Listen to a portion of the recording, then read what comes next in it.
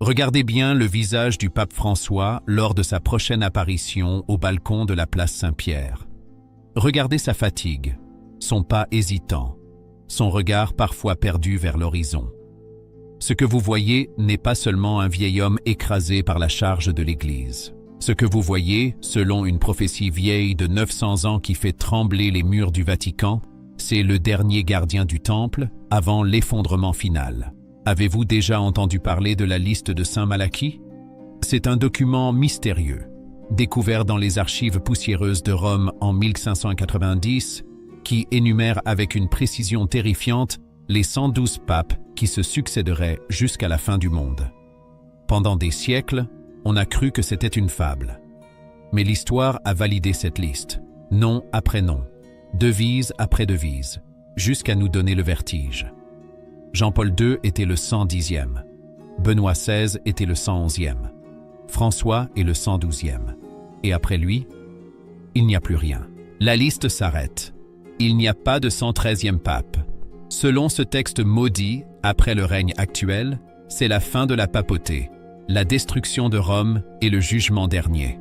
Aujourd'hui, nous allons briser le sceau du secret.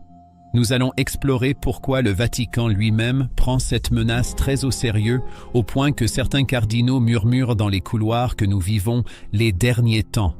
Nous ne sommes pas ici pour attaquer la foi, mais pour enquêter sur un avertissement céleste qui concerne toute l'humanité, croyant ou non. Car si Rome tombe, c'est toute notre civilisation qui vacille. Pour comprendre la gravité de l'heure, il faut revenir à l'origine de cette vision. En 1139, l'archevêque irlandais Malachy O'Morgair se rend à Rome. À la vue de la ville éternelle, il tombe en extase et reçoit une vision du futur. Il voit une longue procession de papes et pour chacun d'eux, il écrit une courte devise en latin, une sorte de nom de code qui décrira leur règne ou leur destin. Le manuscrit est resté caché pendant 400 ans, comme s'il était trop dangereux pour être révélé trop tôt. Quand il a finalement été publié, le monde a été stupéfait par les coïncidences. Prenons quelques exemples récents pour que vous compreniez que ce n'est pas du hasard.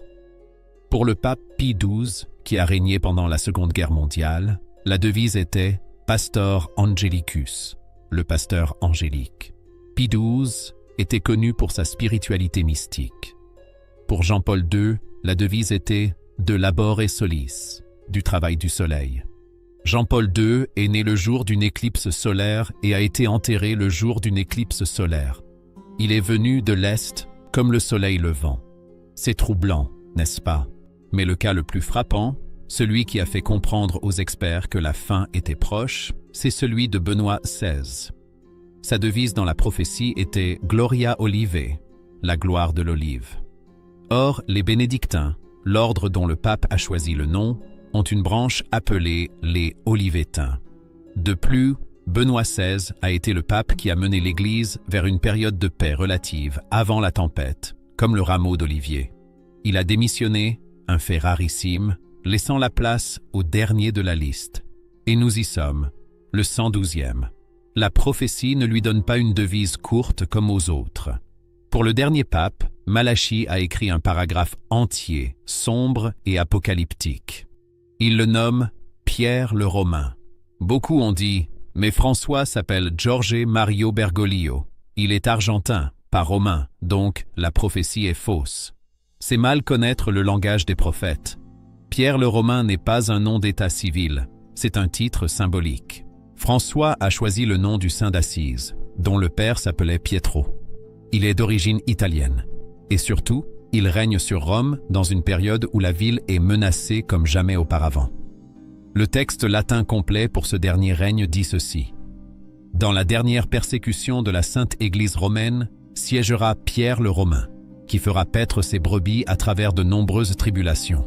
Celle-ci terminée, la cité aux 7 collines sera détruite, et le juge redoutable jugera son peuple. Fin. Relisez bien ces mots. La cité aux 7 collines sera détruite. Rome, le Vatican. Ce n'est pas une métaphore, c'est l'annonce d'une catastrophe physique. Et quand on regarde l'actualité, les scandales financiers, la crise morale, Les menaces terroristes qui visent explicitement le Vatican. On se demande, est-ce que François sera le pape qui verra la coupole de Saint-Pierre s'effondrer? Il y a des signes qui ne trompent pas. Depuis le début de son pontificat, François parle constamment du diable, de la fin des temps, de la nécessité de se préparer. Il a même dit dans une interview, peu après son élection, qu'il avait la sensation que son pontificat serait bref. Pourquoi cette urgence? C'est-il quelque chose que nous ignorons? Sait-il qu'il est le dernier sur la liste? Mais Malachie n'est pas le seul à avoir vu cette fin tragique. Il y a une autre prophétie, spécifiquement française, qui vient confirmer et aggraver ce scénario. Une prophétie donnée par la Vierge Marie elle-même à 2 petits bergers dans les Alpes françaises, à La Salette.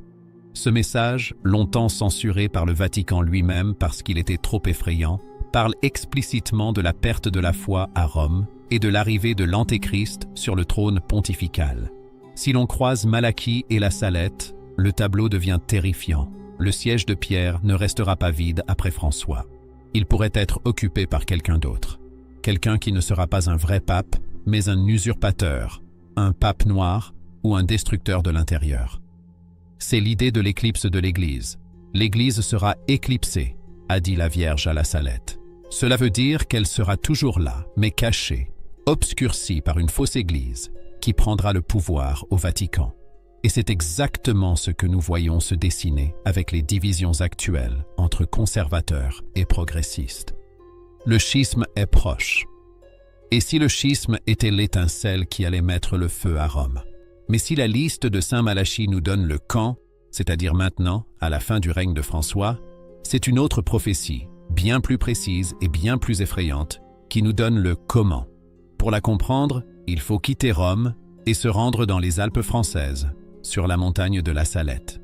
C'est là, en 1846, que la Vierge Marie est apparue à 2 enfants, Mélanie et Maximin. Elle pleurait. Elle leur a confié un secret, un message apocalyptique destiné au pape, mais qui a été étouffé, caché et censuré pendant des décennies. Pourquoi le Vatican a-t-il eu si peur de ce texte? Pourquoi a-t-on essayé de faire taire Mélanie Calvat toute sa vie? Parce que le secret de la Salette ne parle pas de la fin du monde. Il parle de la fin du Vatican tel que nous le connaissons.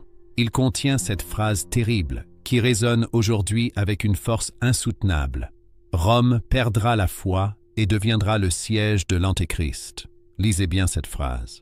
Elle ne dit pas que Rome sera détruite par une armée extérieure.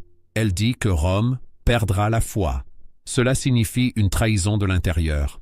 Cela signifie que le mal s'installera sur le trône de Saint-Pierre. C'est ce que les théologiens appellent l'apostasie. Et quand on regarde l'état actuel de l'Église, les divisions, la confusion des fidèles, les changements de doctrine qui choquent les conservateurs, beaucoup se demandent, sommes-nous en train de vivre cette perte de foi en direct? La prophétie continue en parlant de l'éclipse de l'Église. L'Église sera éclipsée. C'est une image astronomique fascinante. Dans une éclipse, le soleil, la vérité, le Christ, est toujours là. Mais il est caché par un corps noir, une fausse église, une contre-église. Le monde sera plongé dans l'obscurité spirituelle, croyant suivre la lumière alors qu'il suit l'ombre. C'est ici que le lien avec la liste de Saint Malachie devient explosif. Si François est le dernier vrai pape, Pierre le Romain, alors qui viendra après lui? Si la liste s'arrête, mais que le Vatican continue de fonctionner, cela veut dire que celui qui s'assiera sur le trône après François ne sera pas un pape légitime aux yeux de Dieu. Ce sera un usurpateur, un antipape. Les Écritures parlent du faux prophète qui préparera la voie à l'Antéchrist. Imaginez le scénario, un conclave sous haute tension, des manipulations politiques et l'élection d'un homme séduisant, charismatique, qui proposera une nouvelle religion mondiale, une religion humaniste sans Dieu, une religion qui plaira à tout le monde, mais qui sera une coquille vide. Les fidèles applaudiront, les médias l'encenseront, mais les vrais croyants sauront que c'est la fin. Le pape Paul VI lui-même, des années avant sa mort, avait eu cette phrase mystérieuse et terrifiante. La fumée de Satan est entrée dans le temple de Dieu. Il sentait déjà, il y a 50 ans, que des forces obscures infiltraient la curie. Aujourd'hui, la fumée est devenue un incendie. Les scandales financiers, les affaires de mœurs, les luttes de pouvoir, tout cela affaiblit l'institution pour la rendre vulnérable à cette prise de pouvoir hostile. Et c'est là que le danger devient physique. Car la prophétie de Malachie ne dit pas seulement que la papauté s'arrête. Elle dit « La cité aux 7 collines sera détruite ». C'est la conséquence directe de l'apostasie. Si Rome devient le siège de l'Antéchrist, alors Dieu retirera sa protection. Le bouclier spirituel qui protégeait la ville éternelle depuis 2000 ans tombera. Et nous savons que les ennemis de l'Occident rêvent de voir le dôme de Saint-Pierre s'effondrer. Les prophéties parlent de Cosaques buvant à la fontaine de Saint-Pierre, une vieille image pour dire que l'invasion viendra de l'Est. Elle parle de feu et de sang sur la place Vaticane. Le pape, ou celui qui tentera de fuir, marchera sur les cadavres de ses prêtres. C'est une vision d'horreur absolue. Une vision de guerre urbaine au cœur de l'Italie. Mais pourquoi maintenant? Pourquoi 2026 ou les années suivantes? Parce que tout semble converger. La faiblesse de l'Europe, la crise de l'Église, la montée des tensions mondiales. Le katéchon, ce concept biblique de ce qui retient l'arrivée de l'Antéchrist, semble avoir disparu. Il n'y a plus de frein. Et le pape François, avec sa santé fragile, est le dernier rempart avant l'inconnu. Sa mort ou sa démission déclenchera le compte à rebours final. Le prochain Habemus Papam pourrait bien être le plus tragique de l'histoire. Nous ne verrons peut-être pas la fumée blanche, mais la fumée noire de la tromperie. C'est pour cela que les catholiques traditionnalistes de France, ceux qui connaissent ces textes, sont si inquiets. Ils savent que l'heure approche. Ils savent que le petit reste, les vrais croyants, devront peut-être entrer dans la clandestinité, comme au premier temps du christianisme, pour garder la foi pendant que Rome célèbre le nouveau maître du monde. Mais ce tableau sombre n'est pas complet sans la lueur d'espoir final. Car même si Rome brûle, même si le Vatican tombe, la prophétie ne s'arrête pas sur la victoire du mal. Elle annonce une intervention divine in extremis et le rôle crucial que la France, fille aînée de l'Église, devra jouer pour sauver ce qui peut l'être. Alors, est-ce la fin du christianisme? Est-ce que les forces des ténèbres ont définitivement gagné la partie? Si l'on s'arrête à la destruction de Rome prophétisée par saint Malachie, l'avenir semble sans issue. Mais heureusement, la vision divine est plus large.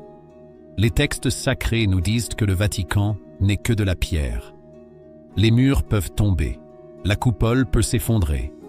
Mais la foi, elle, ne peut pas être détruite tant qu'il reste un seul croyant debout. Et c'est ici que l'histoire devient incroyable pour nous, Français. Car selon les plus grandes prophéties catholiques, c'est la France qui a été choisie par le ciel pour sauver l'Église dans ses derniers instants. C'est le retour du concept du grand monarque et du saint pontife. Ces deux figures sont inséparables. La légende dit que lorsque le faux pape aura pris le pouvoir à Rome et que l'abomination sera complète, le vrai pape, peut-être François fuyant les décombres ou son successeur légitime caché, devra quitter l'Italie. Il devra marcher sur les corps de ses prêtres, comme l'a vu le pape Pie X en vision, pour trouver refuge ailleurs. Et où ira-t-il? Il viendra en France. Comme au temps des papes d'Avignon, la France deviendra l'arche de la nouvelle alliance. Les prophètes décrivent une rencontre historique entre ce pasteur angélique, un pape saint et pauvre qui marchera pieds nus, et le grand monarque, le roi guerrier qui aura libéré la France du chaos civil. Ensemble, le sabre et le goupillon, ils reconquerront l'Europe spirituellement et militairement. Ils chasseront l'Antéchrist de Rome. C'est une épopée digne des plus grands films, mais c'est écrit noir sur blanc dans les extases de Marie-Julie Jahenny, de Nostradamus et de Saint Jean Bosco. Bosco a vu le navire de l'Église, battu par les tempêtes, attaqué par des vaisseaux ennemis, être finalement sauvé par deux colonnes, l'Eucharistie et la Vierge Marie. Cela signifie que la victoire ne viendra pas de la politique ou des compromis modernes, mais d'un retour radical à la foi des ancêtres. Le triomphe du cœur immaculé, promis à Fatima, passera par cette souffrance purificatrice. Rome doit tomber pour être purifiée de ses scandales. Le Vatican doit perdre sa richesse et sa puissance mondaine pour redevenir la maison de Dieu. C'est terrifiant à vivre, mais c'est nécessaire. Alors, que devons-nous faire en attendant? Nous sommes les témoins de la fin d'un monde. L'année 2026 et les suivantes seront décisives. Si vous voyez le pape François tomber malade gravement, ou si vous entendez parler d'un nouveau conclave qui s'annonce révolutionnaire, souvenez-vous de Malachie. Souvenez-vous qu'il n'y a plus de place sur la liste. Le prochain sur le trône, s'il ne respecte pas la tradition, pourrait bien être celui dont parlaient les apôtres, l'homme de la perdition. Ne vous laissez pas séduire par les discours médiatiques qui vous diront que l'Église se modernise enfin. Si cette modernisation implique de renier les dogmes, c'est le signe de la fin. Restez vigilants. Gardez votre lampe allumée. La nuit sera longue, mais l'aube qui suivra sera magnifique. La France a un rôle messianique à jouer, et vous, en tant que Français ou francophones, vous êtes au cœur de ce mystère. L'histoire s'accélère. Les masques tombent. Le dernier pape est peut-être déjà en train de faire ses valises. Et maintenant, je veux vous poser une question qui divise les experts. Pensez-vous que François est le dernier vrai pape, ou pensez-vous que la prophétie de Malachie est symbolique? Croyez-vous que le Vatican survivra à cette décennie? Donnez-moi votre avis sincère dans les commentaires. Le débat est ouvert et il est vital. Et surtout, si vous voulez savoir qui est ce grand monarque qui doit accueillir le pape en France et sauver le pays, abonnez-vous tout de suite et activez la cloche. Ma prochaine enquête sera consacrée à l'identité secrète de ce roi dormant. Vous ne voulez pas rater ça. Que Dieu vous garde.